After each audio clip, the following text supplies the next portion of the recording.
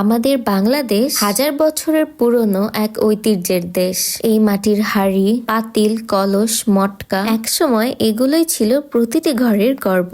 দাদি নানিদের রান্নাঘর মানেই মাটির জিনিসের সুবাস। হ্যালো এভরিওয়ান, আজকে আমি চলে এসেছি এক অসাধারণ জায়গায়, যেখানে আসলে মনে হবে সময় যেন থেমে গেছে। এই দোকানগুলো জুড়ে শুধু আমাদের দেশের ঐতিহ্যবাহী মাটির শিল্প। কি সুন্দর তাই না? দেখলেই যেন মন ভরে যায়। অনেকেই মাটির জিনিস ব্যবহার করতে পছন্দ করেন, অনেকেরই শখের জিনিস এই সুন্দর সুন্দর মাটির জিনিসগুলো। এই দোকানগুলোতে কি নেই?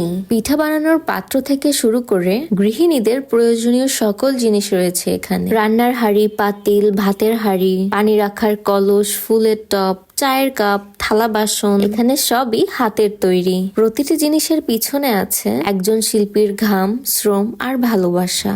আপনারা কি জানেন, মাটির হাঁড়িতে রান্না করলে খাবারের স্বাদই হয় আলাদা। এতে কোনো কেমিক্যাল নেই, শরীরের জন্য অনেক উপকারী, পরিবেশ বান্ধব, স্বাস্থ্যসম্মত আর ঐতিহ্যবাহী। তিনটি গুণ একসাথে। মাটির জিনিস শুধু সুন্দর না, এটা আমাদের সংস্কৃতি, আমাদের শিকড়। আমরা যদি এই মাটির শিল্পকে ভালোবাসি, কিনি, ব্যবহার করি, তাহলে আমাদের এই ঐতিহ্য কখনোই হারিয়ে যাবে না। নতুন প্রজন্মের কাছেও পৌঁছে যাবে আমাদের ঐতিহ্যের, আমাদের শিকড়ের গল্প। আপনাদের কি মাটির জিনিস পছন্দ? আর আপনার ঘরে কি এখনো মাটির কিছু ব্যবহার হয়?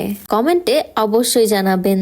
এই দারুণ দোকানের লোকেশন হলো পাবনা শহর, বড় রাস্তার মোড়েই। আর আমার ভিডিওটি ভালো লেগে থাকলে লাইক, কমেন্ট, শেয়ার করতে একদমই ভুলবেন না।